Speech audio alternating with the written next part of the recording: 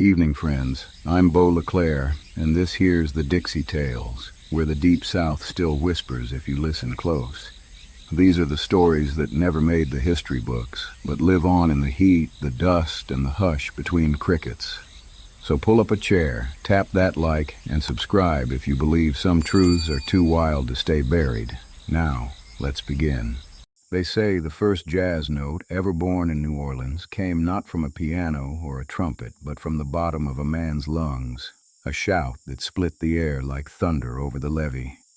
That shout belonged to Buddy Bolden, and on one bright Sunday in the spring of 1900, the whole city heard it roll down Canal Street like Judgment Day in 4/4 time. The day smelled of magnolia and sweat, beer and brass polish.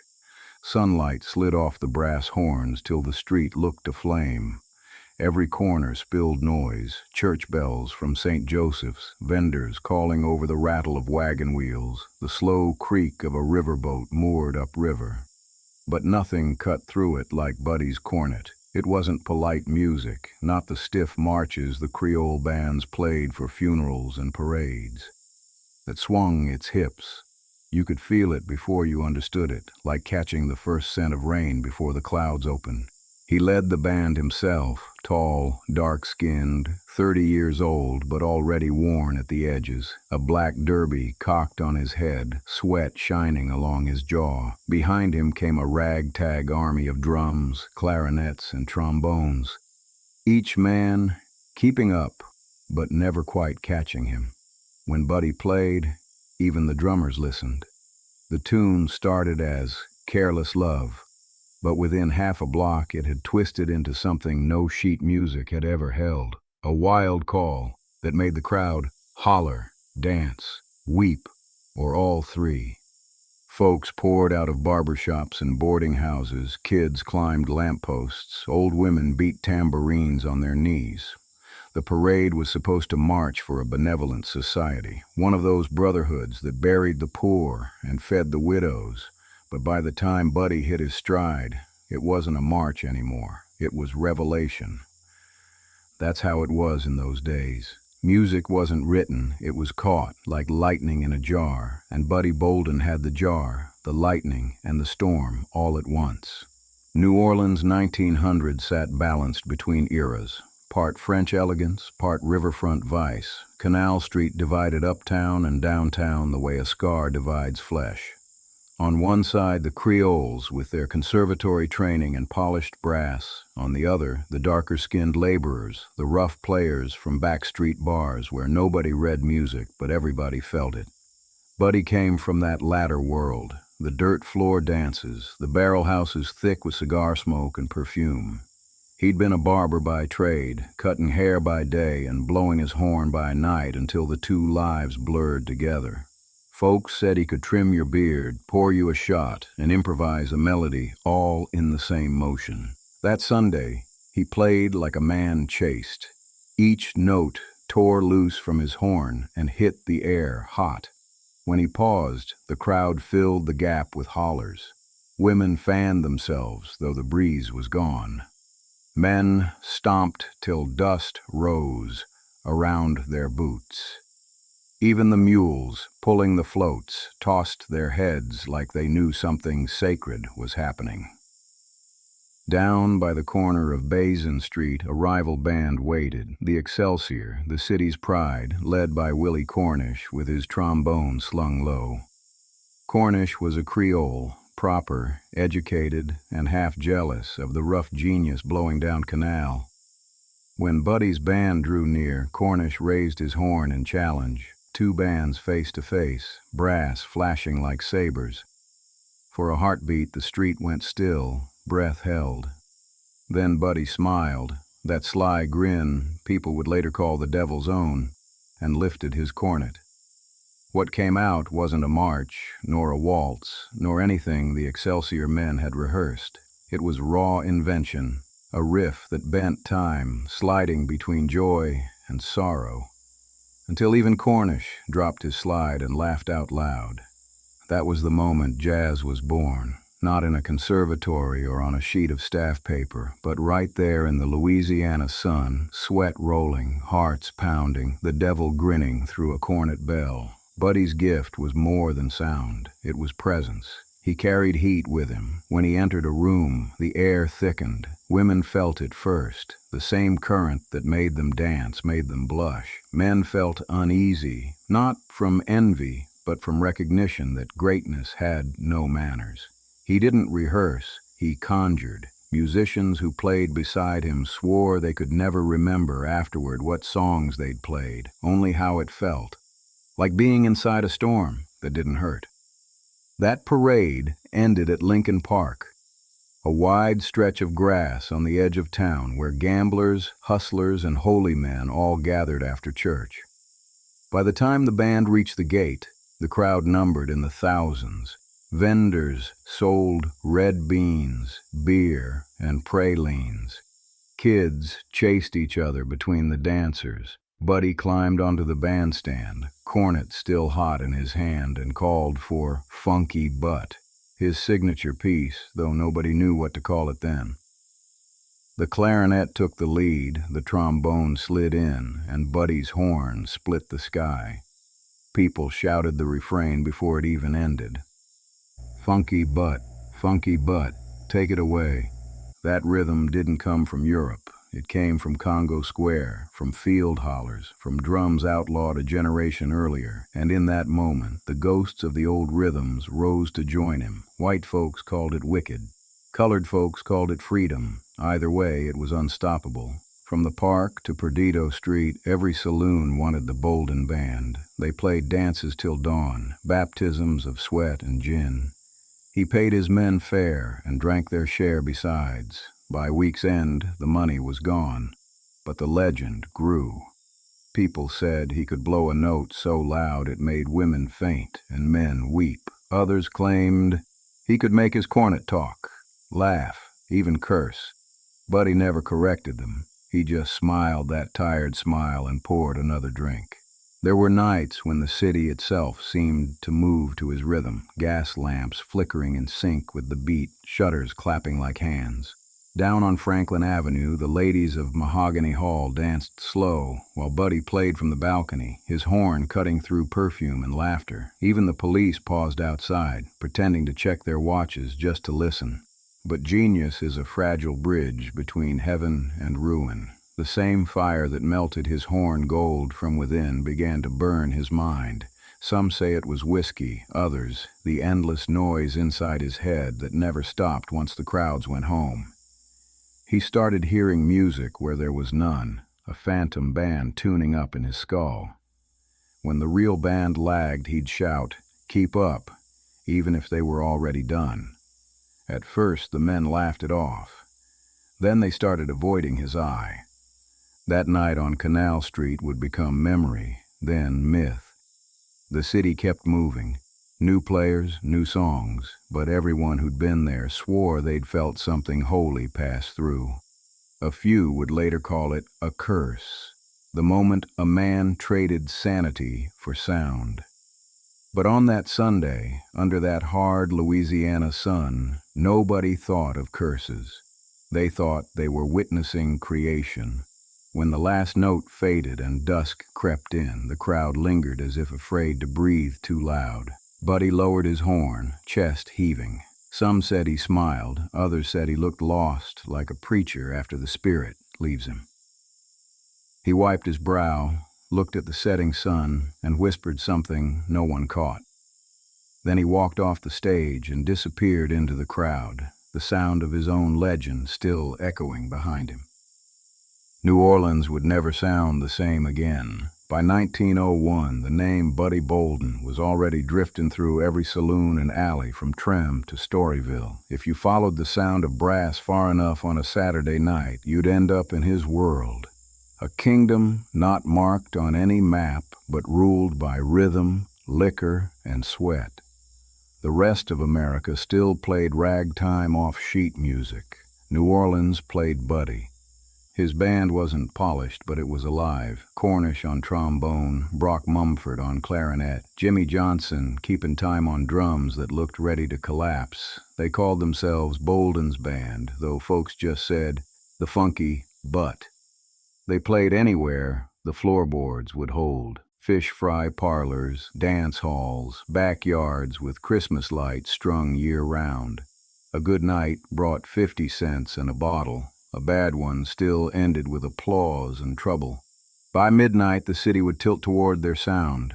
You could stand on the levee and tell what part of town they were playing by the way the night air carried the horn. Uptown, it came mellow and sweet. Downtown, sharp as glass. And when they hit "Make Me a Pallet" on the floor, every woman within earshot swore the song was about her. Buddy's power wasn't volume alone, it was command. He could stretch a note till time bent around it, then drop silent so heavy the crowd forgot to breathe. No conductor's baton, no fancy talk of key changes. He'd just glance at his men, lift an eyebrow, and the tune would twist into something new. That look was law. New Orleans then was a tangle of contradictions, piety by day, sin by night. The same men who carried hymnals on Sunday toted flasks come Monday. The city ran on double lives, and Buddy fit it like a glove. By day, he shaved bankers and dockhands alike at his little shop on First Street. By night, he baptized them in sound. Folks said you could tell he'd been playing heavy if he cut your hair too short the next morning, his hands still humming with rhythm. He wasn't handsome by the photographs that survive, but he carried something better, magnetism. Women said his eyes had a gleam that made promises the tongue never needed. He'd grin that half-tired, half-mischievous grin. Pour another drink, and somewhere in the corner his horn waited, gleaming like temptation itself. More than one marriage in the quarter came apart after a Bolden dance, though no one ever blamed the music out loud. Storyville, the legal red light district, crowned him its favorite sinner. Madame Josie's, Lulu White's, the funky butt hall on Perdido, wherever the lights burned low and the floorboards groaned, there was Buddy. He'd start soft, teasing the cornet like a whisper, then drive it into a shout that rattled window panes 2 blocks away. Dancers moved as if possessed. The police raided sometimes, but even they lingered long enough to hear the last chorus before hauling anyone off. Journalists called it ratty music, unfit for polite ears. But the people who lived in its rhythm didn't care. For them, jazz, though it wasn't yet called that, was salvation with a backbeat. It took every sorrow the Delta had ever known, slavery, hunger, heartbreak, and turned it into something that could make you dance. Buddy carried that transformation like a preacher carries scripture. Money never stuck to him. He'd earn big on a Saturday, lose it on a Sunday card game, and start again by Monday night. But respect, he wore that like a tailored suit. Even Creole musicians who looked down their noses had to admit the man could play a single phrase that contained more life than a whole symphony. They learned quick, if you couldn't follow Bolden, you'd best get off the bandstand. Yet genius don't travel alone. It drags ghosts behind it. Around 1903, folks noticed Buddy talking to himself between sets. He'd pace outside the halls, muttering about voices in the horn. Sometimes he'd stop playing mid-song, cock his head, and say, "Hear that?" though nobody else did. The band laughed it off, blamed the whiskey, but the laughter came quieter each time. Still, when the cornet touched his lips, the world righted itself. Out came that river-deep tone, half lament, half rebellion. Listeners said it felt like the sound of freedom learning to walk. One night, a preacher's daughter fainted during Stagger Lee. Her father banned her from the halls. A week later, she sneaked back in, veil and all. Even the clergy couldn't outshout that horn. Bolden began experimenting with new ideas, sliding melodies, blue notes that bent against the scale like protest. Musicians who'd memorized Sousa and Joplin suddenly found themselves adrift. "We ain't playing songs no more," Cornish told a reporter. "We're playing feelings." That, more than anything, was Buddy's invention, turning structure into spirit. Recordings didn't exist yet for his kind. The phonograph was still a toy for parlors uptown, so his sound lived only in memory, passed mouth to mouth like gospel. Every player who came after, King Oliver, Louis Armstrong, Sidney Bechet, chased the echo of something they never truly heard. Armstrong once said, "If Buddy had recorded, we'd all sound different." Maybe he was right. Maybe it's better that the first spark stayed unbottled, wild and free. By 1904, the signs grew harder to ignore. Buddy would show up late, eyes bloodshot, shirt half-buttoned. He'd play louder, faster, like trying to drown out whatever haunted him. Some nights he'd blow till the valves stuck from heat. Other nights he'd walk off stage without a word, leaving the band to finish alone. Once he fired 2 men, mid-song, then hired them back the next morning with tears in his eyes. "Didn't mean it," he said. "The devil was sitting in my horn again." The women who'd adored him began to keep their distance. Clara Besson, a piano player he loved and left more than once, told friends she feared he'd forget who she was mid-conversation. He'd stare through her, mumbling fragments of melodies, then snap back with a laugh that chilled her. "Don't you hear 'em, darlin'?" he'd ask. "They won't stop playing." Doctors in those days called it dementia precox. Musicians called it burnout. Whatever name you used, it was the same tragedy, a mind that made too much beauty to bear it. Still, the city refused to let him fade. Every Sunday at Lincoln Park, thousands gathered to dance under the oaks while his band played from the gazebo. Vendors sold lemonade and gin side by side. Children wove between the dancers. Soldiers from the barracks flirted shamelessly. And always, above it all, Buddy's cornet told stories no preacher could top. One hot afternoon, a storm rolled in mid-set. Rain hit the tin roof like snare drums, thunder answering his solos. The crowd scattered for cover, but Buddy kept playing. Water streamed down his face. The horn gleamed like molten brass. When the final note cut through the thunder, people swore they'd heard the sky applaud. After that day, even his rivals stopped challenging him. They said he'd made the weather play in key. But fame is a jealous friend. Younger bands started copying his style, softening it for polite crowds. The Creole elite who'd once sneered now claimed they'd always supported his genius. Meanwhile, Buddy's gigs grew wilder, his nights longer, his temper shorter.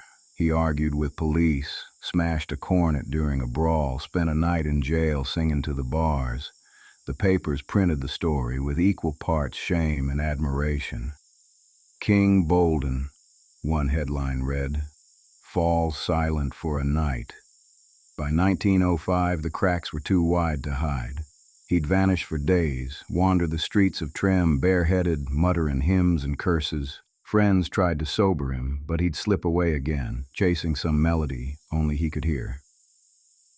Clara left for good that summer. Cornish took over most bookings. The band could still fill a hall, but without Buddy's cornet leading, it felt like watching a church service after the preacher's lost his faith.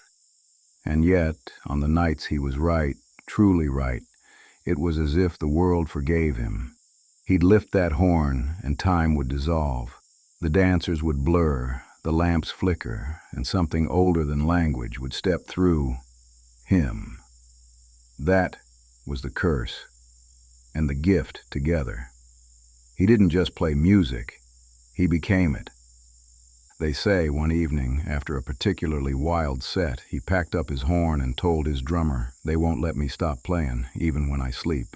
The drummer laughed, thought it a joke, but Buddy's eyes were calm, almost peaceful. "You'll see," he said. Within 2 years, the laughter would stop.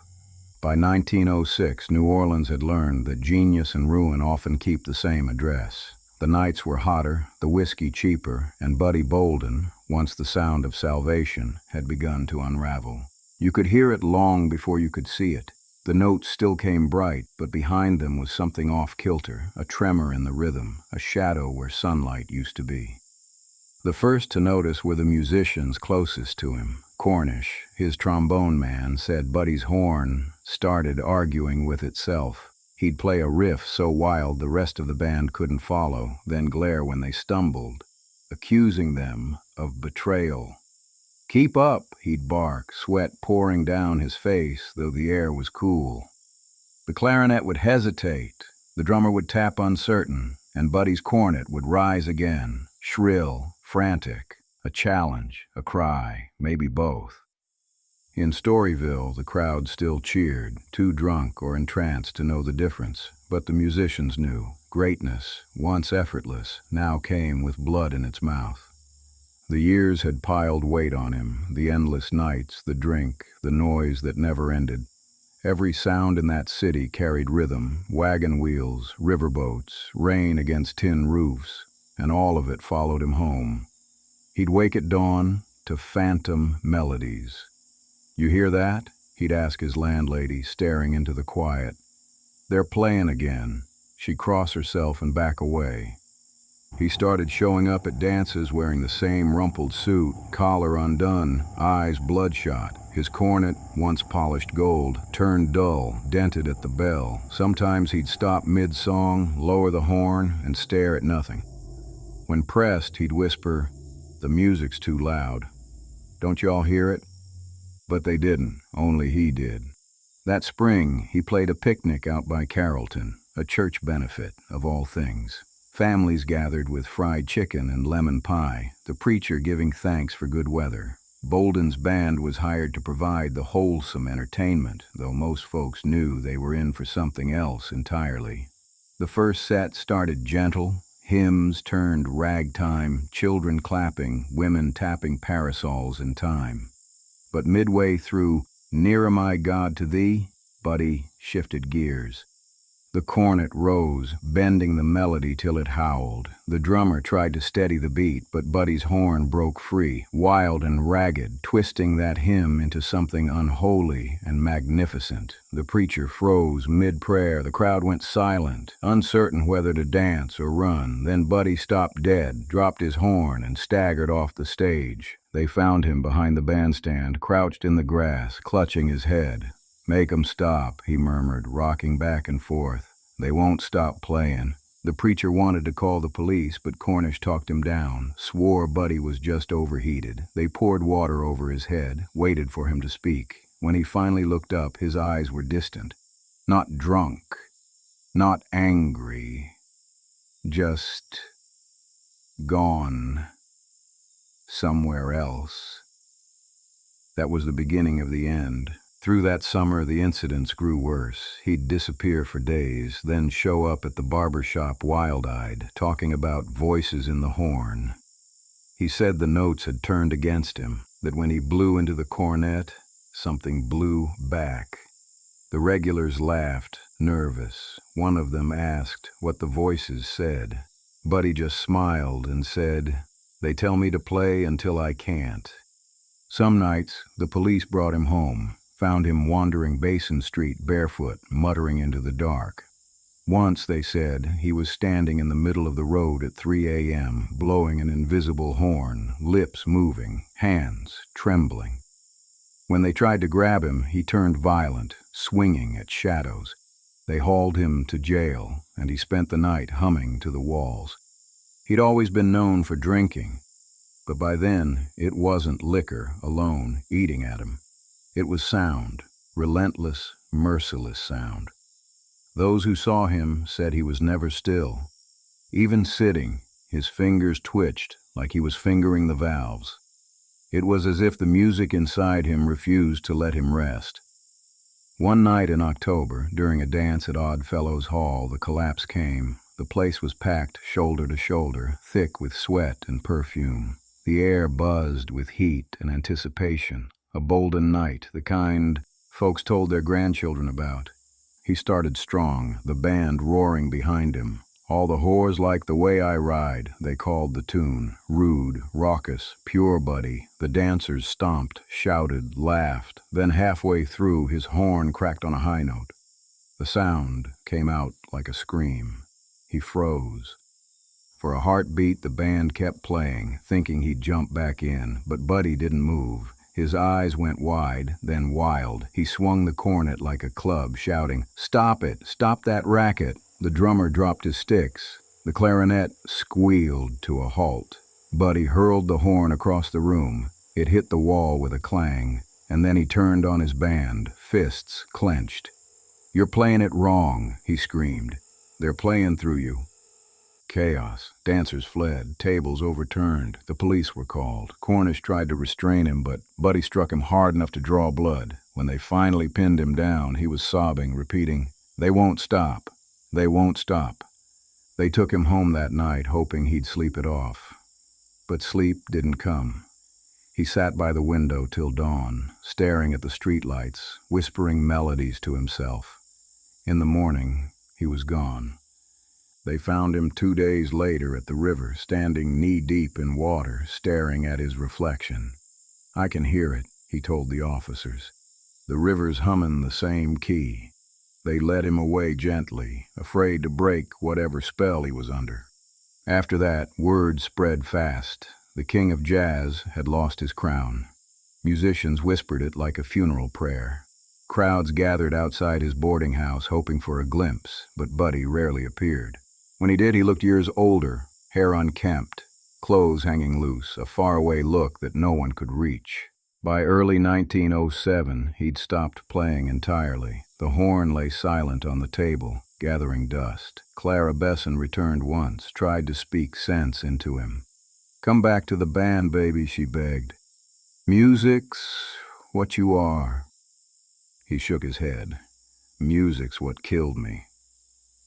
That March, he wandered into a Sunday parade, the same kind he'd once led. Barefoot, shirt open, eyes glazed.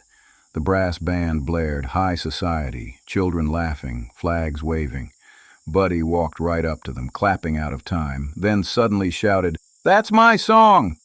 He lunged for the cornet player's horn, ripped it from his hands, and blasted a note so wild it silenced the street. Then he laughed, high, broken, manic. "Hear it? That's the devil's note." Police dragged him off as the crowd parted, murmuring prayers. It was the last note New Orleans ever heard from Buddy Bolden. He spent that night in the parish jail, pacing his cell, muttering about them up there playing again. The next morning, the sheriff called for doctors. They wrote words that even then felt like an obituary. Acute alcoholic psychosis. Dangerous. Recommend commitment to East Louisiana State Hospital, Jackson. On June 5, 1907, Buddy Bolden, the man who made the city dance, was declared insane and delivered to the asylum. He was only 30. The train to Jackson left at sunrise. Cornish rode along, silent, the horn wrapped in a towel at his feet. Buddy stared out the window the whole way, humming under his breath. When Cornish asked what tune it was, he said, "The one they're playing for me." At the asylum gates, the guards took him gently, like handling something fragile. He didn't resist, just smiled faintly and said, "Tell him to keep the music low." The band tried to carry on without him, but the magic was gone. Within a year, they'd split for other cities, other names. New Orleans kept moving, birthing new stars, but none could fill the silence Buddy left. Rumors spread fast, that he'd died, that he'd escaped, that he still played at night when the nurses weren't watching. Some said if you walked past the asylum fence at midnight, you could hear faint cornet notes drifting through the pines. A slow, mournful hymn, always unresolved. Cornish visited once more that fall. He said Buddy didn't recognize him, just sat in the courtyard, tapping his fingers on his knee, eyes closed, humming. When Cornish told him about the band, about the new music sweeping the quarter, Buddy smiled and said, "Good. Somebody's got to keep the devil busy." When Cornish left, a nurse pulled him aside. "He plays to the wind," she said softly. "No horn, just his hands. Says it sounds better now." For 24 more years, Buddy lived inside those walls. No recordings, no photographs, just silence and rumor. The man who'd invented jazz spent the rest of his life surrounded by ghosts of his own making. And yet, in every horn line that ever rose from Bassin Street after him, in every trumpet solo that trembled between joy and pain, you can still hear him, a faint echo buried under a century of noise, whispering through the notes like a benediction and a warning both, because Buddy Bolden didn't just lose his mind, he poured it into the music, and New Orleans never gave it back. They carried him through the iron gates of East Louisiana State Hospital on a June morning when the air already felt like wet linen. 1908 had barely begun to cool the century, and the town of Jackson lay quiet behind its pines, a place the world forgot on purpose. Inside those brick walls, the noise of New Orleans stopped like a record lifted off its needle. For Buddy Bolden, silence should have been mercy. Instead, it became the longest song he ever played. The hospital sat on 3,000 acres of red clay and sorrow, rows of wards stretched like army barracks, each one built for order, not kindness. Men worked the fields by day, hoeing cotton under supervision. At night, they filed back into narrow rooms where the air smelled of bleach and loneliness. The nurses whispered that some of the patients still carried the ghosts of the Civil War, soldiers who'd marched home but never quite arrived. Among them now was a musician whose mind had marched somewhere no one else could follow. The intake ledger recorded him plain: Charles Joseph Bolden, Negro male, 30, barber and cornetist. Diagnosis: dementia precox. Beneath that, in smaller handwriting, one nurse had added, talks about hearing music no one else can hear. For the first few months, Buddy worked in the laundry. They said he hummed constantly, soft at first, then louder, until the guards told him to hush. He'd nod, go quiet, then start again, a rhythm of soap and steam. When another patient banged 2 spoons together, Buddy grinned. He started tapping the washboard like a drum. Soon, the whole room was keeping time. The orderlies broke it up, called it disturbance, but afterward they admitted the work went faster when he sang. The other inmates called him Music Man. Some claimed he could calm a fit just by humming. Others swore he brought the storms. One winter night, the power failed, plunging the wards into dark. While the attendants scrambled for lanterns, a sound rose from the far corridor, a low, steady horn line with no horn to make it. The men quieted, listening. When light returned, Buddy sat in his cot, eyes closed, fingers moving over invisible valves. The ward stayed peaceful till dawn. Letters from New Orleans trickled in during those early years. Cornish wrote twice, short notes about gigs and gossip. Clara Besson sent one longer letter, saying she hoped the voices had turned gentle. No record shows, Buddy ever replied. Maybe the nurses never gave them to him. Maybe he just couldn't find words anymore.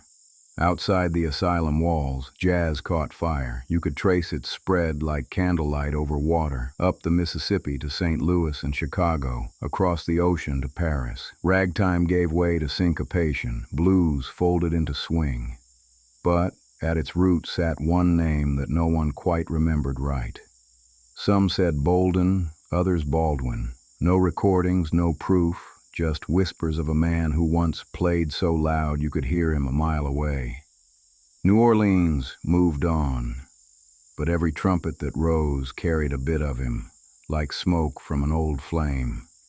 Back in Jackson, years blurred. The hospital routine ground all sense of time into dust. Patients rose at dawn, lined up for medication, worked, ate, slept.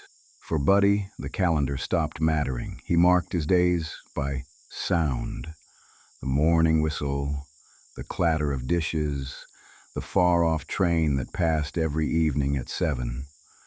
Sometimes he'd stand by the fence when the train blew its horn, eyes shining like he recognized the key. An orderly once asked what he heard. Buddy answered, "Home, still playing without me." Rumors traveled even here. By 1917, the newspapers back home announced the death of King Bolden, though no death had occurred. Maybe it was easier for the city to bury a living man than face what it had done to him. The headline read, Jazz pioneer lost to madness. The article ended with, "May his spirit rest in peace." It did not. Visitors were rare. A cousin from New Orleans came once, bringing a cheap cornet, thinking it might heal him. The guards allowed it under supervision. He lifted it to his lips, blew a few notes, flat, trembling, uncertain. Then he smiled sadly and handed it back. "That ain't my horn," he said. "They done took mine with the music still inside." He never touched another instrument. The doctors tried treatments common to the age, cold baths, isolation, bromides that dulled the mind. To them he was a curiosity, the mad musician. Some believed the music itself had caused the breakdown, that his brain simply overheated from genius.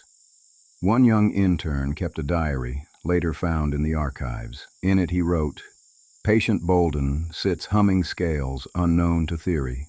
Intervals irregular, but strangely moving. I suspect he hears harmony beyond our range." The intern died in the influenza outbreak of 1918. The note is all that remains. Through the 1920s, the world outside roared with jazz-age glamour, flappers, radios, speakeasies. Louis Armstrong, who'd grown up listening to tales of Bolden, was now the face of a new century's sound. Across oceans, audiences danced to rhythms born from a man locked behind asylum gates. He never knew it. The hospital had no radio. If the nurses sang, it was hymns. If the patients sang, it was to forget their names. Some staff grew protective of him. One nurse, Miss Delia Hawthorne, wrote in a letter that Buddy has a gentle manner, always polite, often lost in thought. Sometimes he hums to the moon from his window. When I asked what song it was, he said, "The one that keeps the stars from falling." I believe he truly thinks he's still keeping time for the world. During the summers, thunderstorms rolled over the fields. When lightning flashed, patients would flinch, but Buddy would smile. He'd tap the rhythm of the rain on his metal bed frame, turning storm into percussion. Even madness couldn't take that instinct. Music was his language long after words deserted him. One attendant swore that during a hurricane of 1926, as wind tore branches from the pecans outside, a melody drifted through the halls, slow, mournful, unmistakably a cornet's wail. When they searched the wards, every instrument was accounted for. The sound, they said, came from Bolden's room, though his hands were folded quiet. The attendant quit the next week. By the late 1920s, Buddy's health was failing. Decades of confinement had bent his frame, gray threaded his hair. He walked the yard with a shuffle, head tilted as if listening to something distant. When spoken to, he answered kindly, sometimes calling everyone Brother Cornish or Miss Clara, names pulled from the ghosts of his past. The staff let him be. Better a gentle dreamer than the violent ones.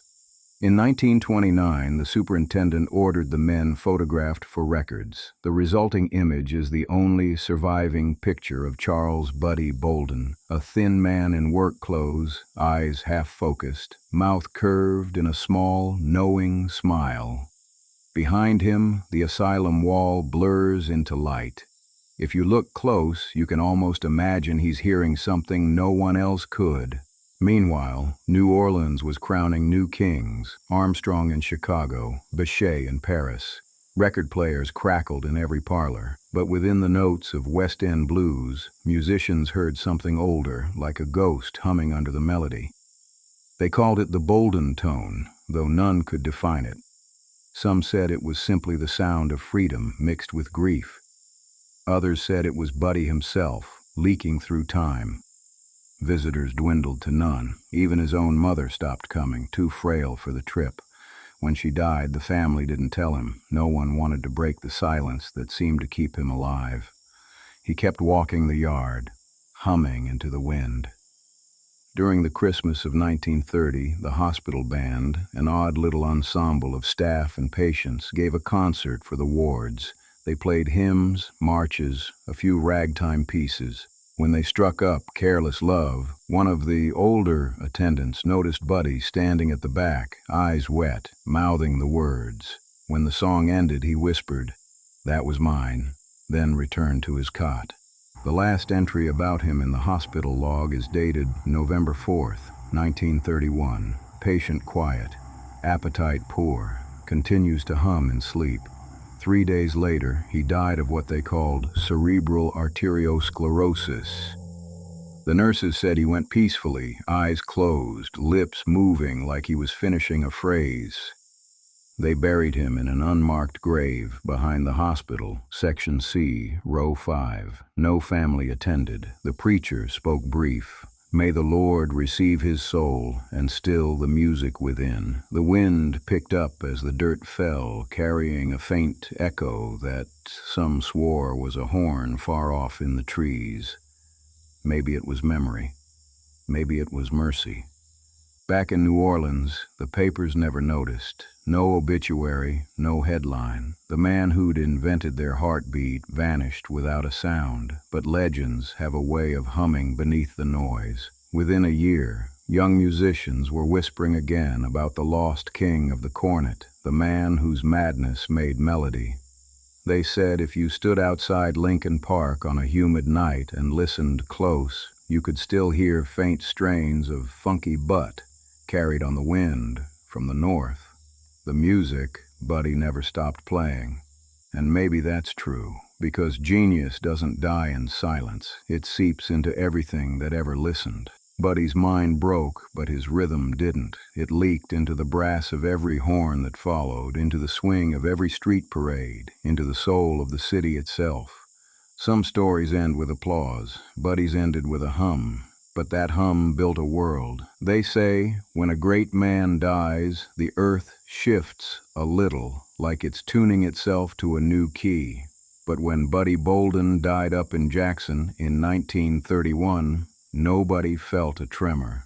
The trains still rolled, the horns still blew, and the people of New Orleans kept right on dancing. They didn't know they were 2 years too late for the funeral. Maybe that's the way it had to be. Maybe his spirit wanted one last encore before they noticed he was gone. Down in the city, Storyville had been shut a decade earlier, its houses boarded, its women scattered, its music chased into basements and beer halls. Prohibition had made everything louder and meaner. Jazzmen still blew their horns, but the songs sounded different now. Cleaner, slicker, made for radio instead of sweat. The names had changed too. Louis Armstrong, King Oliver, Sidney Bechet, Jelly Roll Morton. Each claimed a piece of the sound that once poured out of Buddy's horn, whether they knew it or not. By 1932, Armstrong was living in Chicago, cutting records that made the world think jazz had just been born. The northern critics called him the father of modern music. The New Orleans men just smiled and said, "You're about 30 years late." Somewhere deep in those grooves, behind the polished solos and the syncopation, you could still hear the ghost of the old king, the raw, open-throated cry that first taught brass to speak. Those who'd known him began to age, scatter, and remember. Cornish, long retired, played Sundays at a veterans' hall. He'd sit in the corner nursing a flask and telling stories to anyone who'd listen. He could make a note feel like it had knees, he'd say, slapping his thigh for rhythm. Bent when it wanted, stood when it pleased. The rest of us just tried to keep up. The young musicians would grin, half believing, half humoring the old man. They'd heard the name Bolden whispered like a secret, but never knew if it was myth or memory. That was the strange thing about Buddy. He'd vanished so completely that even his existence felt like folklore. No recordings, no tombstone, just a handful of men who swore they'd seen fire leap from a cornet bell. They told the story differently each time, but always with the same ending. He played too good for this world, and the world took him for it. Around 1935, a traveling reporter named William Russell came through New Orleans, collecting tales for a piece on the origins of jazz. He interviewed barkeeps, dock workers, and retired musicians. When he asked about the first man to play it, the answers came like gospel. Buddy Bolden. Russell searched for photographs, records, anything, found none. But every witness spoke with the same reverent tone, as if they'd known a prophet. He was loud, one old clarinet player told him. Loud like truth. That phrase stuck. Russell's article, published in Downbeat magazine, called Bolden the lost genius of New Orleans. It was the first time his name reached the printed page in over 20 years. From that moment, the myth began to breathe again. The younger players started tracing their roots like genealogists of sound. Armstrong himself, when asked where his phrasing came from, simply smiled and said, "Before me there was Buddy. I never heard him, but I heard the ones who heard him." Beau echoed the same. To them, Buddy became a kind of ghost mentor, a man none of them met, but all of them carried. The Depression years were lean, but in the back rooms of the French Quarter, old men still talked about the way he could make the air shake. They claimed if you played a cornet late enough, under a Louisiana moon, you might catch his tone hiding between the notes. Some swore it was superstition. Others kept playing just in case. By the late 1930s, the jazz revival had begun. Scholars and musicians dug through the rubble of Storyville, trying to piece together where it all started. They found sheet music with handwritten notes, newspaper ads for dances, faded posters that read, "Bolden's Band, King of the Cornet." Each discovery turned myth into something close to memory, and the more they found, the more the legend grew. They started calling him the man who invented jazz. That wasn't strictly true. Music never belongs to one man, but it captured what he represented, the first voice to make the horn human. Even Armstrong, the man crowned the king, deferred to him. "If Buddy hadn't blown," he once said, "none of us would." Up north, where jazz had turned glamorous, white tuxedos, smoky nightclubs, orchestras under chandeliers, the idea of a half-mad barber from New Orleans birthing it all sounded impossible. But the story had teeth. It reminded people that before jazz became entertainment, it was rebellion. Before it dressed in suits, it danced barefoot in the dirt. Buddy became that symbol, the raw, unpolished truth at the heart of the music. And down in New Orleans, the legend took on a life of its own. Old women swore his ghost still roamed Basin Street, hat tilted low, cornet under arm, stopping to listen when the young boys practiced. One musician claimed that every time he played too loud, a sudden gust of wind blew out the candles on stage. "That's Bolden telling me I'm off key," he'd say. Another swore he saw a man standing in the back of Lincoln Park during a Sunday concert. Tall, dark coat, eyes shining, and when he turned for a second look, the space was empty, but the echo of a cornet drifted through the trees. Folklore has its own kind of rhythm. It sinks to the heartbeat of those who need it most. During the long gray years of the Depression, when hope felt scarce and bread lines stretched down Decatur, people clung to the story of Buddy Bolden, the man who had nothing yet created everything. To the poor, he was proof that genius could rise from dirt. To musicians, he was a warning: play too hard, and the music might play you back. In 1938, a historian located a burial ledger from the Jackson Asylum listing Bolden's name. No grave marker, just a number. Word spread fast among the jazzmen. Armstrong reportedly sent flowers anonymously that Christmas to the King of New Orleans. No one knows if they ever reached him, but the gesture mattered. The living were finally tipping their hat to the dead. By 1940, jazz had gone global. Bands from London to Buenos Aires were copying the New Orleans sound. Yet in every interview, in every liner note that mentioned the roots, Bolden's name appeared like a ghost signature. Some said his madness had been a price paid to open the gates of something divine, that every musician who bent a blue note owed him a prayer. New Orleans began to reclaim him. The younger crowd who never heard his horn started holding Bolden nights, playing the old numbers, Careless Love, Make Me a Pallet on the Floor, Funky Butt. They'd pour a glass of gin before the first set and set it on an empty stool. For the king, they'd say. No one drank it. The superstition went that if you touched Buddy's glass, your horn would go mute within a week. Nobody tested it twice. In 1942, the writer Frederick Ramsey visited the asylum grounds where Buddy had been buried. He wrote later, "The pines hum here.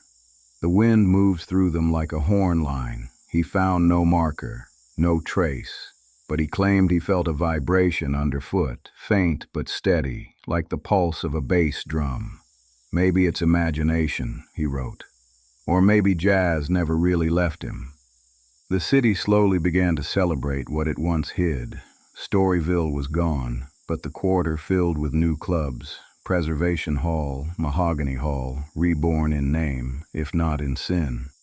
Every night the horns called to one another across the narrow streets, each trying to summon the spirit of the man who started it all. Musicians began referring to sudden moments of inspiration as "catchin' the Bolden."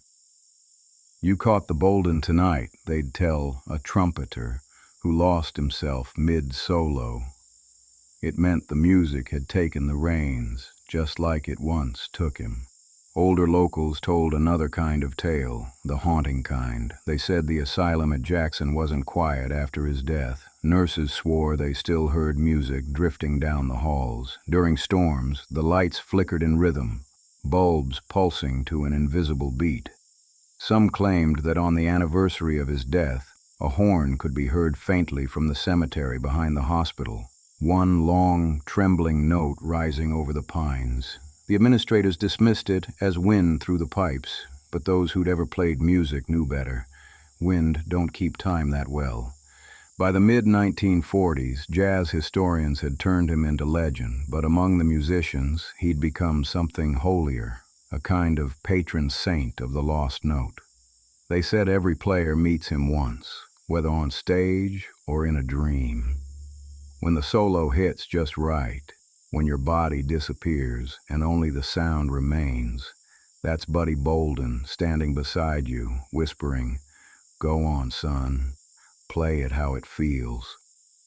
One soldier who'd served overseas told a story that spread through the bars on Rampart Street for years. He said during the war, in the middle of a blackout near Naples, their radio picked up a faint signal from nowhere. Just a single cornet improvisation. Rough but pure, unlike anything he'd ever heard. When they returned home and told a recording engineer about it, the man laughed and said no station had broadcast that frequency in years. The soldier just smiled. Then I guess the king found himself a new audience. New Orleans held its first unofficial Bolden Memorial Parade in 1948. No photos survive, but folks who were there said it felt different from other second lines. Slower, heavier, like mourning turned into celebration. The brass band marched from Basin Street down to Lincoln Park, carrying his portrait painted on rough canvas, hat low, horn shining, eyes half-shadowed. They stopped at the gate, poured gin on the ground, and played Careless Love until dusk. When the final note faded, the crowd swore they heard another horn echo back from somewhere deep in the trees. By then, Buddy's story had circled from truth to myth and back again. He'd become everything New Orleans loved about itself. Brilliant, sinful, holy, and doomed. They said he'd made a deal not at the crossroads like the blues men, but in the bars and back alleys of the city itself, to give sound a soul, even if it cost his own. Maybe that's why his ghost still fits this place so well. New Orleans never did bury its past. It just keeps it playing, The horns on Bourbon still echo his tone, the church choirs still chase his key, and somewhere between heaven's trumpets and hell's brass section, Buddy Bolden's still improvising, half saint, half sinner, whole legend. Every generation rediscovers him like a secret too powerful to stay hidden. They write books, make films, argue over whether he really invented jazz, but ask any musician worth his salt and they'll tell you the same thing. He didn't invent it. He became it. The rest of us just learned to keep up, because that's what Buddy left behind, not a song, but a pulse. You can still hear it if you stand under the oaks of Lincoln Park when the wind's right.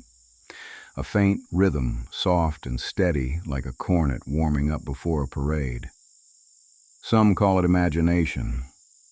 Down here, we call it history. The story picks up in the 1950s when the city was changing faster than the river current, yet somehow never at all. New Orleans had swapped its wooden shutters for neon, its ragtime for rhythm and blues. But if you walked through the quarter after midnight, the same old heartbeat still pulsed beneath the cobblestones. And on one humid night in 1953, that beat rose again from the back room of a bar called the Blue Lantern, carried by a single trumpet. The place was near empty, 3 sailors, a waitress polishing glasses, and an old man in the corner nursing a gin. The trumpet player was young, sharp suit, slick hair, but the sound that came out of his horn was older than both of them put together. He played funky but slow and deliberate, like he was conjuring someone back from the dead. Each note quivered in the stale air, wove through the cigarette smoke, and lingered. When he hit the final phrase, the old man in the corner lifted his glass. "To Buddy," he said. The kid just nodded, not sure if he was toasting a legend or a ghost. That's how the rediscovery started, not in a museum or a festival, but in bars like that, where the walls still sweated and the ghosts still tipped well. The war was over, the nation was booming, and New Orleans was trying to clean itself up for tourists. But every time the city put on a new coat of paint, the old music bled through. Jazz had gone north, turned big band and bebop, but down here it still breathed in the cracks between songs. And whenever a horn caught the right note, people swore they heard Bolden's tone echoing through it, raw and holy. In 1954, a Tulane professor named Richard Allen began recording street musicians around Jackson Square. He lugged a reel-to-reel machine down the sidewalks, collecting what the scholars called folk jazz, and what the locals just called life. In one of those early tapes, an anonymous trumpeter plays a run of notes so wild it nearly distorts the mic. When Allen played it back to older musicians, they shook their heads. "That's the Bolden lick," one said. "Ain't heard that since my daddy's day." From then on, academics started tracing a line straight from those scratchy field recordings back to the man in the asylum who'd first blown the walls off polite music. By the late 50s, jazz revivals were sweeping through Europe and the coasts, and reporters came down south chasing authenticity. They prowled the quarter with notebooks, asking every gray-haired horn player about Buddy Bolden. Most had never met him, but every one of them claimed to know someone who had. The legend had become a badge, proof you'd been touched by the original fire. "You can fake a lot in this town," one drummer said, "but you can't fake Bolden. Either you feel him or you don't." The preservationists built on that. In 1961, a group of local musicians and historians opened a small hall on St. Peter Street, a plain building with wooden benches and no liquor license. They called it Preservation Hall.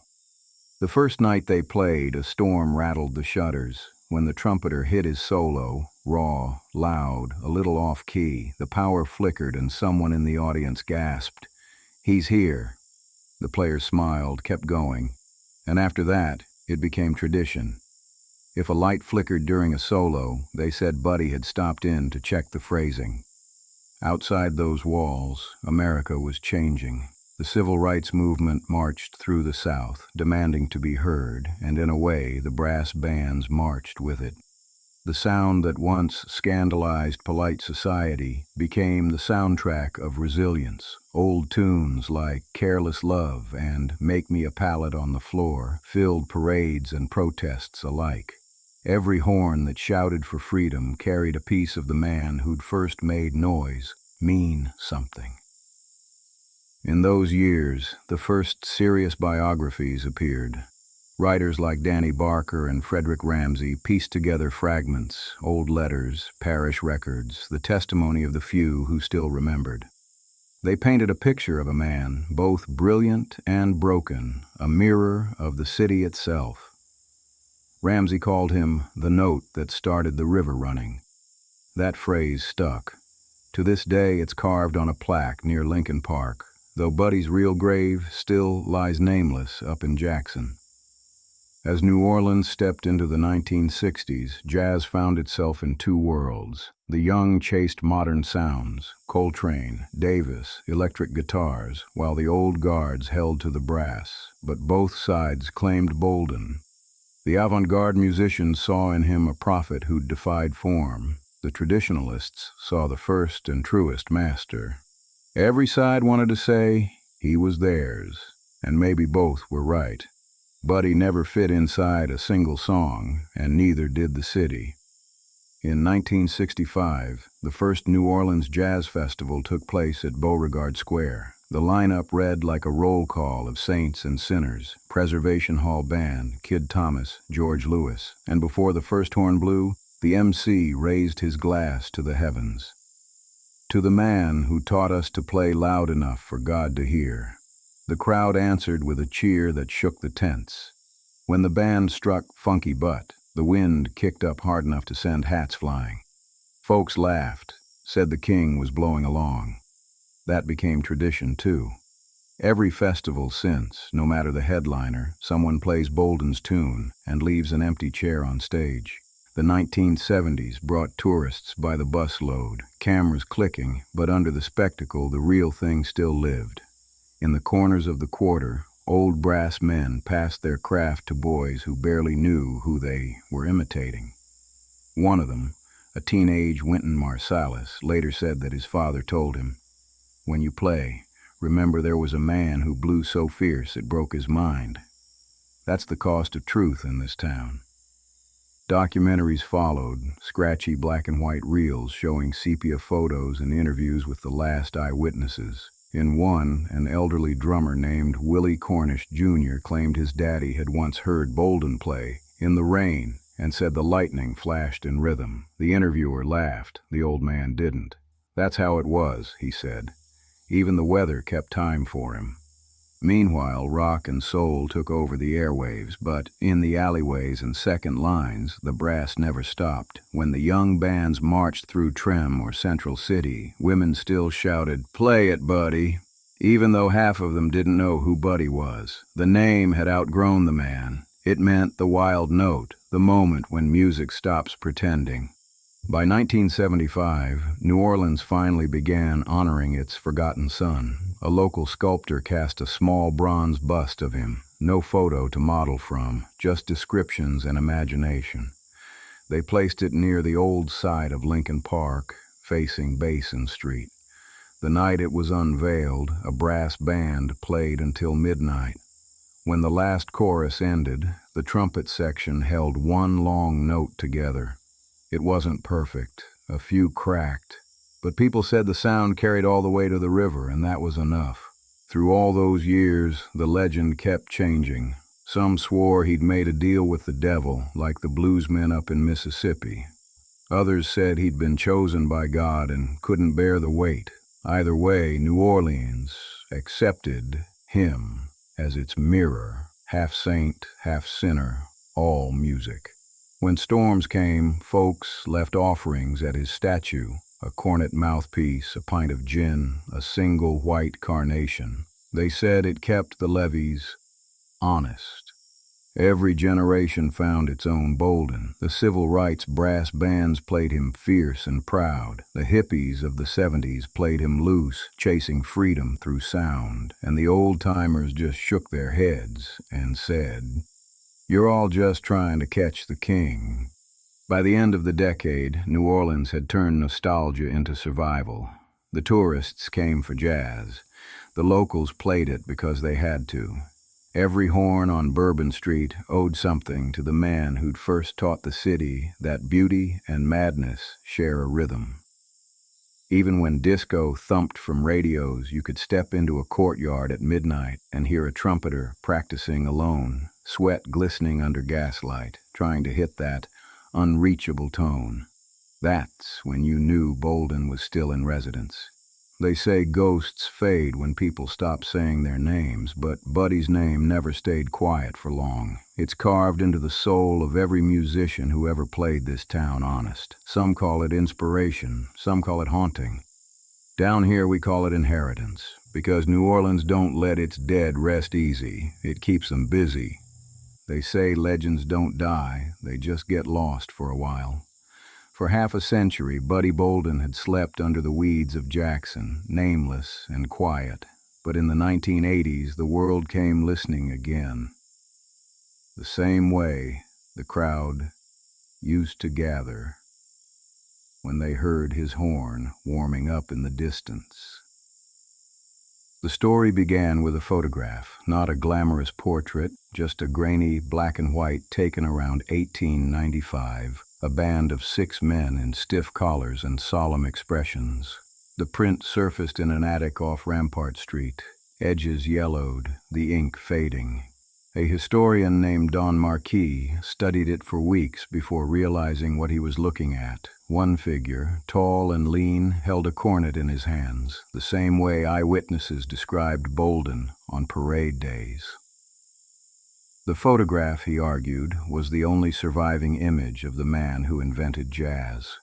The newspapers picked it up, and just like that, Buddy Bolden rose again from the shadows of forgotten sound. By then, jazz had grown into an institution, polished, studied, even respectable.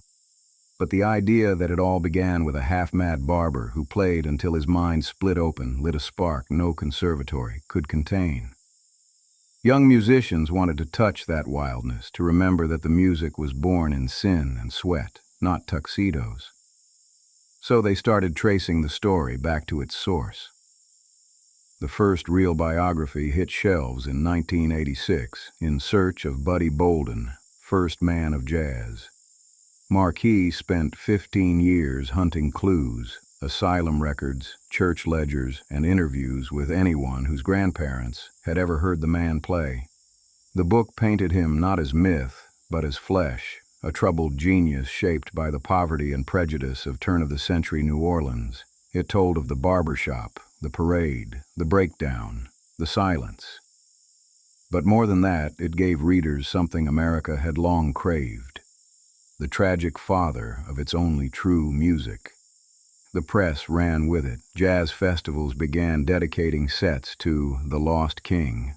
Trumpeters lined up to play Funky Butt as though it were a hymn.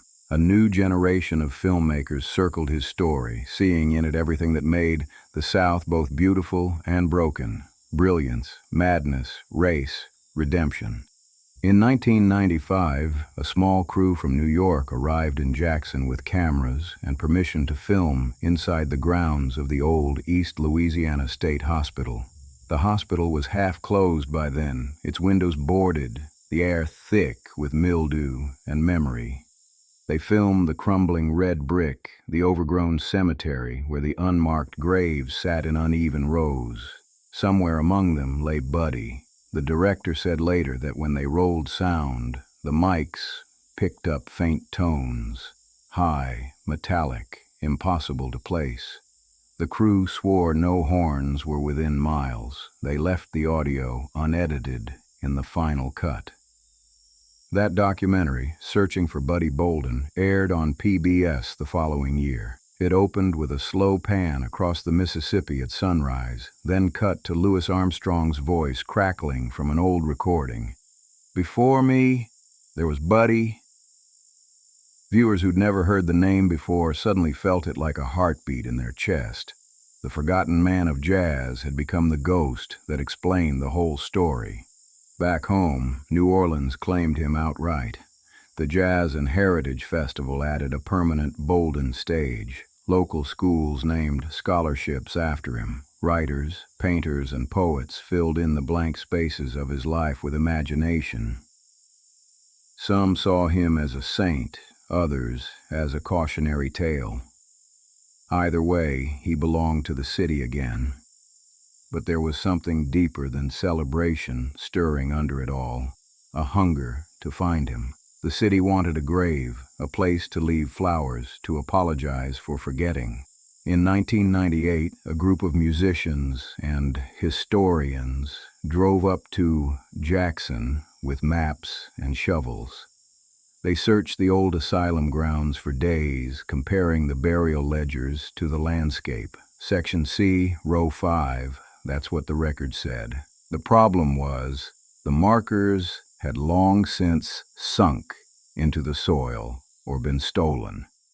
Only wild grass remained.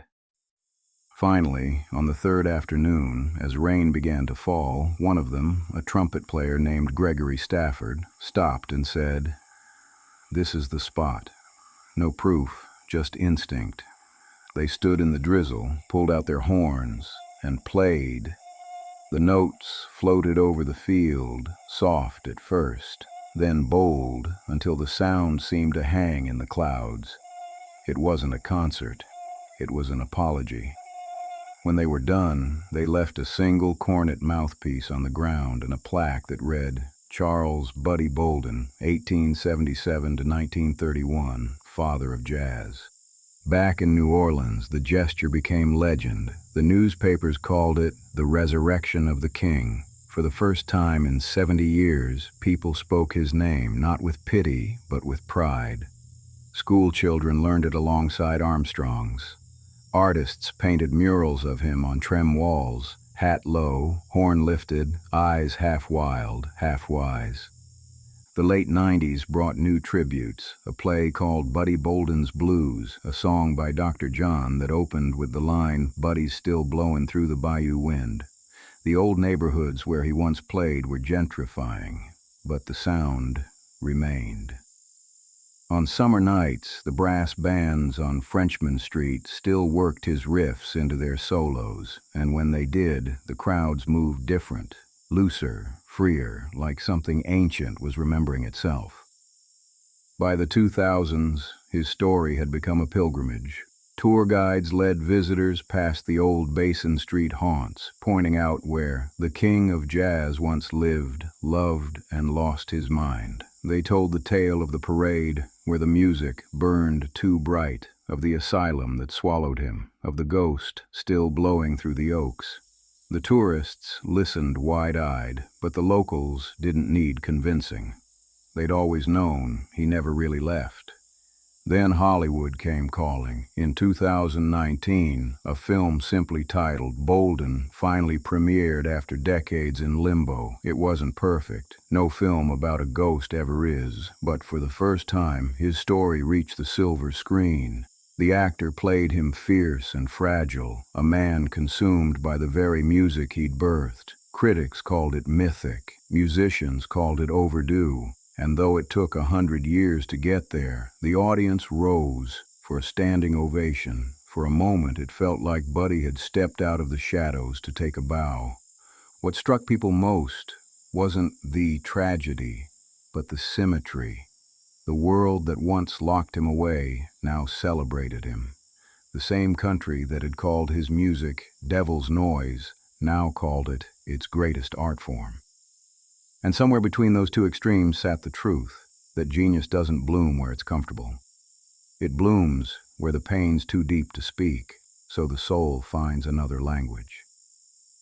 Musicians visiting New Orleans began making a quiet ritual. After their gigs, sometime between 2 and 3 a.m., they'd walk to the corner of St. Peter and Burgundy, where a brass plaque marks the site of the old, funky butt hall. They'd touch it, whisper, "Thank you, buddy," and walk away. Nobody started the tradition. It just happened, the way legends breathe on their own. Every jazz fest since 2000 has featured a tribute set in his honor.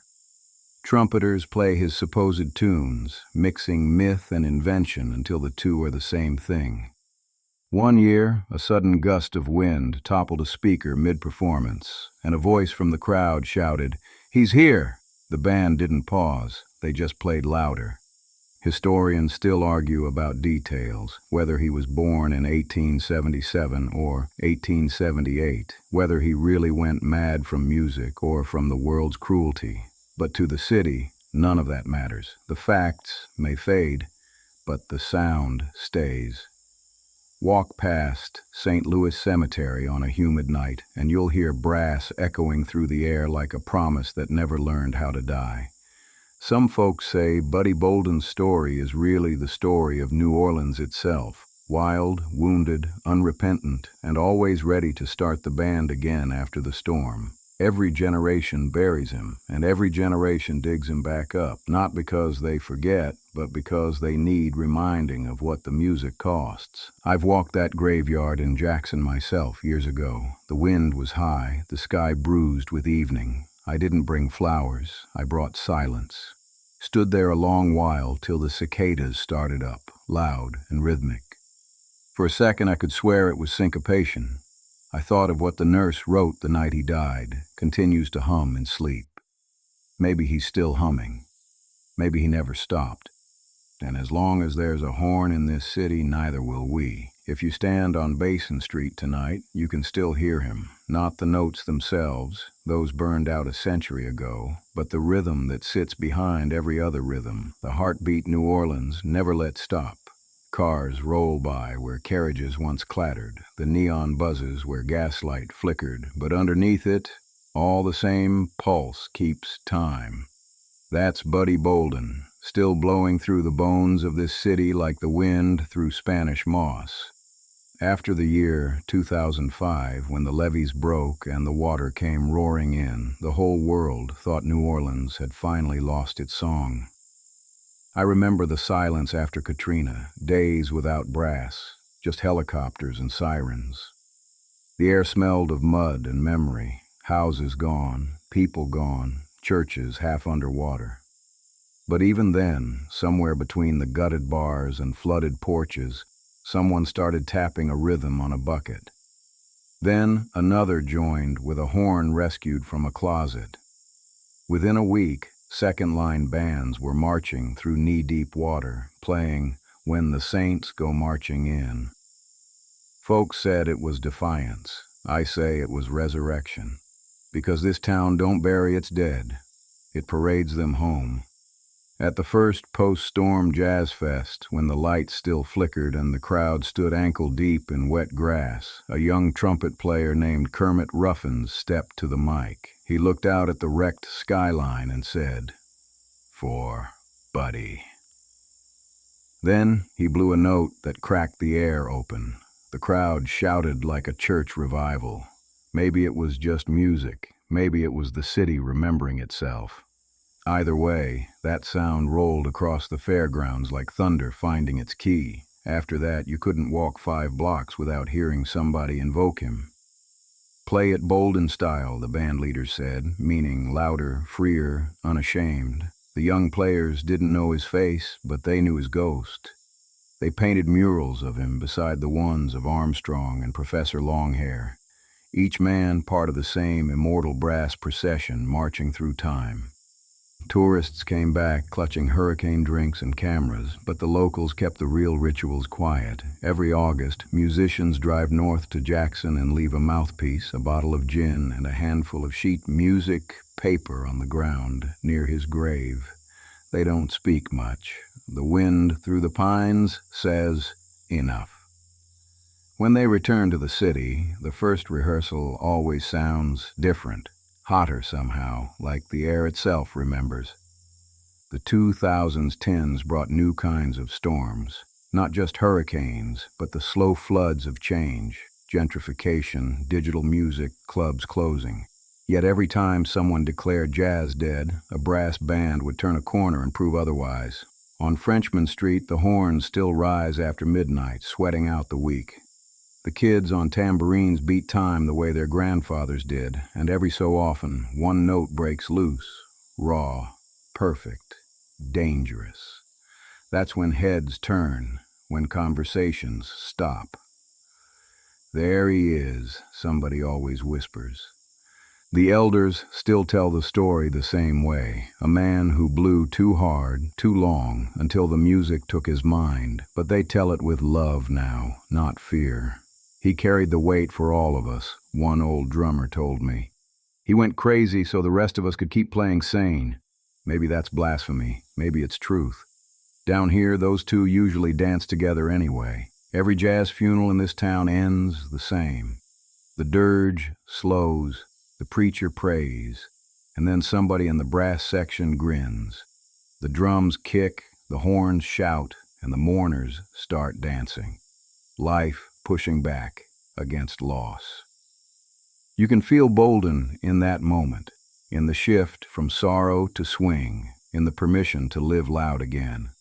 Some say that's his real miracle. He taught a city how to turn grief into groove. When the pandemic hit and the streets went quiet again, a trumpet player named Shamar Allen climbed onto his balcony one evening and played to the empty quarter. Funky butt, slow and patient, echoing down the deserted blocks. People leaned from windows, recording on their phones. A few cried. The next day, others joined from their balconies, brass answering brass across the rooftops. Reporters called it the Bolden chain. To me, it sounded like continuity, a century collapsing into one long breath. The scholars keep writing new books, arguing new theories. Was he the first to use blue notes, the first to syncopate, the first to break form? But down here, nobody cares who started what. We care who kept it alive. And that's Buddy Bolden's real legacy, not invention, but endurance. He built something the water, the wars, and the years couldn't drown.